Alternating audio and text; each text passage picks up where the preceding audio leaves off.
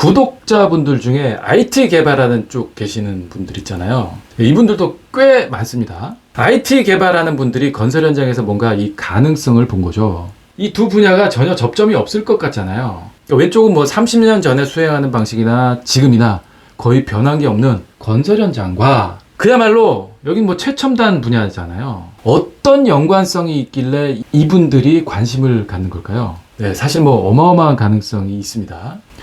바로 그 변한 게 없이 지금도 예전 방식 그대로를 고수하고 있다는 바로 그 점. 이게 바로 무궁무진한 가능성이 있다는 포인트인 거죠. 도대체 어느 부분에 그런 가능성이 있는지 오늘 정확한 포인트를 짚어서 설명드릴 건데, 프로그램 개발하시는 분들이나 또는 뭔가 아이디어를 얻고 싶은 분들 잘 보시고 대박 나시기 바랍니다.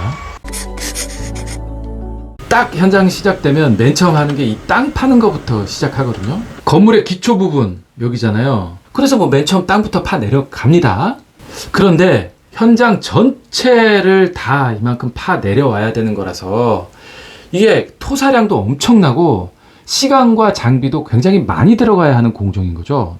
그러면서 또 하나 중요한 게 이 흙 퍼내는 공정은 언제 시작해서 언제까지 끝이야 라고 정해져 있어요. 땅 파는 협력업체 선정할 때 발주를 그렇게 합니다. 당연하잖아요. 그래야 다음 공정 정해져 있는 일정대로 진행될 수 있는 거니까. 그런데 흙을 퍼서 내보내는데 덤프가 몇 대 필요할지, 뭐 굴착기는 몇 대가 있어야지 시작할지, 이걸 너무 주먹구구식으로 진행하는 거예요. 야, 뭐 이 정도야? 뭐 이 정도면은 첫날 굴착기 뭐 10짜리 2대 넣고 2주 후에 뭐 한 대만 더 넣어. 그때 봐서 앞 나오는 거 보고 그때 한 대 더 넣고, 박사장님 덤프 몇 대 갖고 있어 지금? 30대? 일단 30대 넣어. 뭐 이런 식인 거예요. 왜 이렇게 해도 지금까지 아무 탈이 없었냐면, 그러니까 정밀하지 않은 분석으로 공사 종료 시점 못 맞추더라도 야, 이거 내 잘못 아니잖아. 민원 봐봐. 이거 민원 이렇게 심했잖아. 그래서 작업 못한 거 이게 뭐 내 잘못이야? 비는 또 얼마나 많이 왔어? 이런 식으로 넘어갈 수 있었다는 얘기인 거죠.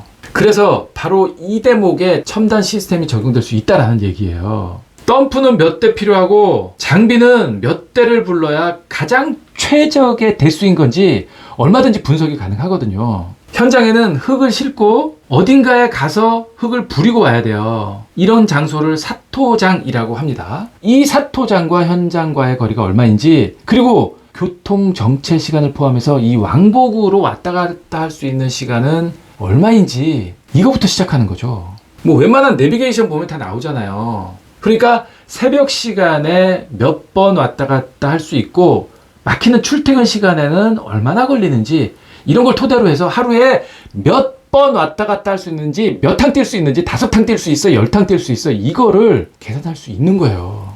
이렇게 분석이 돼서 덤프 소요 대수가 나와야 되는 거고, 교통량, 거리, 토질 상태, 이런 기본적인 데이터를 근거로 해서 50대가 적정 대수인지 53대가 적정 대수인지 이걸 정해놓고 거기서부터 시작을 해야 된다는 얘기인 거죠. 굴착기도 마찬가지예요. 땅속의 토질 상태에 따라서 투입되어야 하는 장비의 대수를 시뮬레이션 해볼 수가 있어요. 땅속이 어떻게 이루어져 있는지 얘를 지질주상도라고 합니다. 딱 보면 5.3m 깊이를 기준으로 여기 위쪽은 푹푹 풀 수 있겠네. 엔치 보면 알 수 있거든요. 이런 장비도 그 밑은 야 여기 단단하다, 야 여기 저 브레이커가 있어야 되겠다 라고 판단할 수 있는 거예요. 브레이커로 깨려면, 그러니까 얘로 깨려면 효율이 30%밖에 안 나오잖아. 그러니까 이 시점에서 여기 팔 때 이 시점에서 장비 2대 더 붙여, 이런 식으로 계산을 할 수 있어야 되는 거예요. 아까 한 포인트 했잖아요. 이걸 전 바닥을 이어서 얘는 토사층, 얘는 풍화암층, 얘는 안반층, 이 층을 연결해서 지층의 분포가 이렇게 돼 있네. 그러니 처음에 여기부터 요만큼 걷어낼 거지. 이 부분에는 2대로 돼. 나머지 이만큼 걷어낼 때 여기 밑으로 들어가면서부터는 안반층 나오는 거니까 뭐 몇 월 며칠부터는 4대로 가야 돼. 이런 분석이 가능한 프로그램이 있다면 너무 활용도가 좋겠다라는 얘기인 거예요. 이걸 다 합쳐보면요 이렇게 되는 거예요. 요게 지금 현 지방고입니다. 요렇게 지금 올라가 있어요. 땅은 요렇게 팔 거예요. 건물 기초선입니다. 요렇게 여기 이제 옹벽도 있어요. 토목 옹벽까지. 결국 요 빗금친 부분을 파낼 건데 이 부분을 다 합쳐보니까 토사는 얼만큼이야, 풍화음은 이만큼이고 암석은 이만큼이 나오고 다 합쳐서 이만큼이지.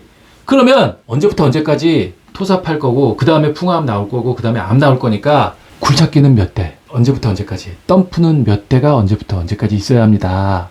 이걸 시뮬레이션 해주는 프로그램이 있다면 대박이겠다 라는 내용인 거예요.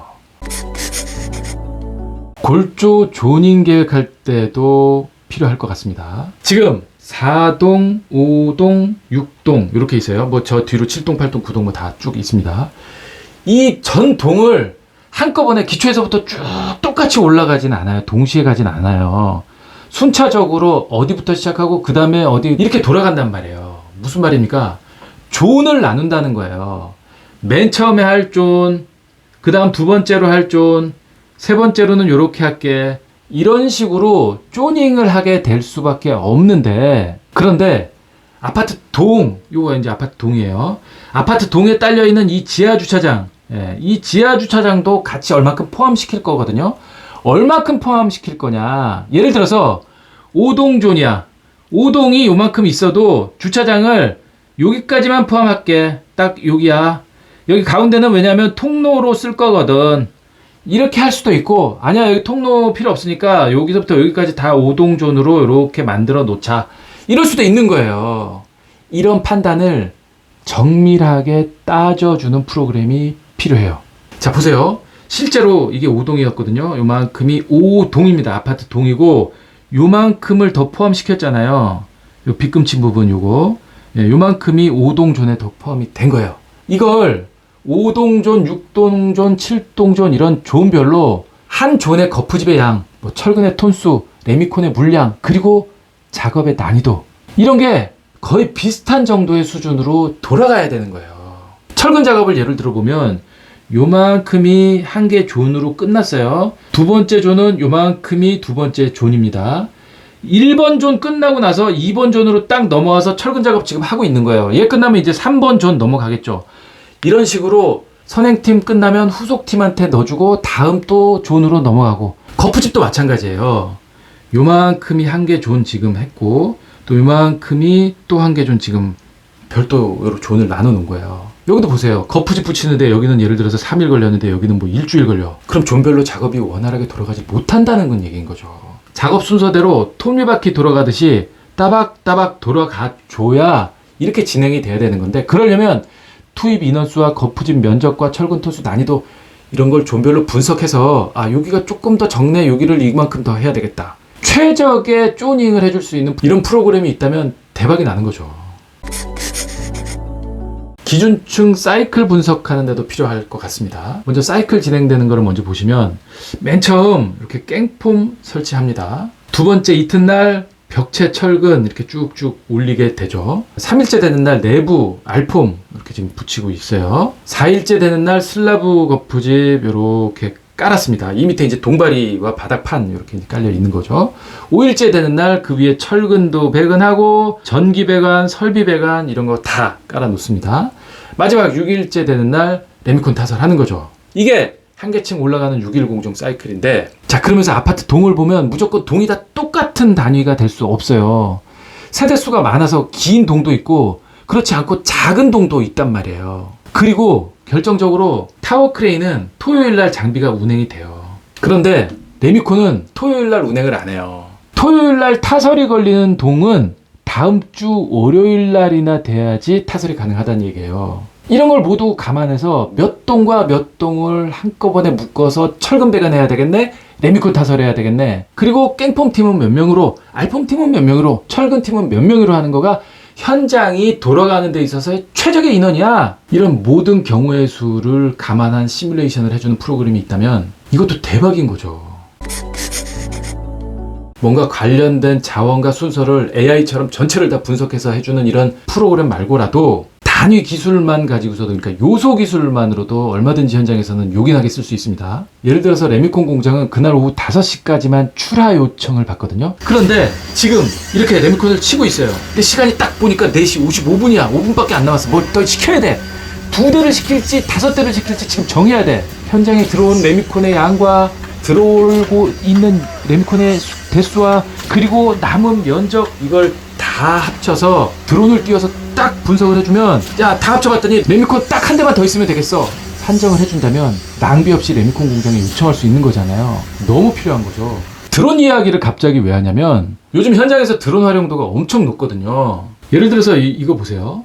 드론으로 건물 외벽을 쫙 훑으면서 크랙을 조사하는 역할을 이 드론이 해요. 근데 얘가 놀라운 건 훑으면서 그 얇고 긴 선을 무조건 다 균열이라고 보질 않아요. 레미콘 타설할 때 생기는 이 조인트인지 아니면 그냥 뭐 도장 흘러내린 단순 오염인지 이런 걸 드론이 구분을 해줄 정도예요. 심지어 균열의 폭이 얼마인지까지도 분석이 가능하단 말이에요. 이런 걸 이용한다면 현장의 활용도는 무궁무진하다는 거죠. 보세요. 철근배근한 걸 검사하는데 이런 드론의 요소 기술을 응용할 수 있을 거거든요. 예를 들면 철근은 서로 겹침 이음을 해야 됩니다. 여기서부터 여기까지의 이 겹침 이음 서로 이렇게 철근을 겹쳐서 연결을 해야 되잖아요. 그런데 이게 철근의 직경과 철근의 강도와 들어가는 부재의 위치와 그리고 콘크리트의 압축 강도가 얼마인지 이런 거에 따라서 이음 길이가 다 달라요.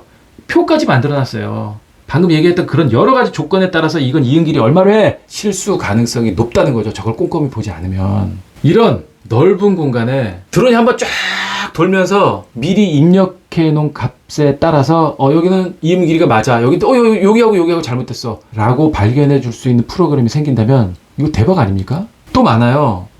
보철근 있죠. 보. 여기서부터 여기 지금 보가 들어가 있는데 이 보 배근해 놓고 나면 요렇게 위에 덮개철근이라고 해가지고 이렇게 디귿자로 생긴 이 철근을 이렇게 쭉 덮어놔야 돼요. 이걸 또 빠뜨리는 경우가 많아요. 보 돌아다니면서 다 일일이 찾아야지 맞는데 드론으로 한 바퀴 쫙 돌고 딱 봐서 여기하고 여기 빠졌어요. 2개 빠졌어. 이런 거 찾아내는 거는 일도 아니라는 거죠.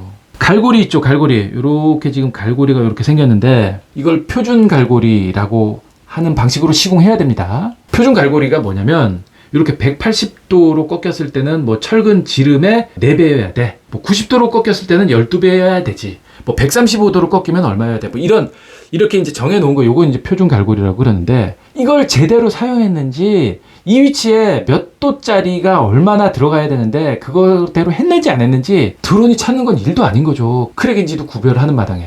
어떤 굉장히 넓은 면적을 일일이 찾기 힘든 휴먼 에러가 발생할 수 있는 부분을 장비와 프로그램이 해줄 수 있다면 이런 철근 누락 때문에 생기는 대형 사고는 막을 수도 있는 거고요. 그래서 오늘의 결론, 건설 현장의 IT 개발 먹거리가 무궁무진하다. 끝.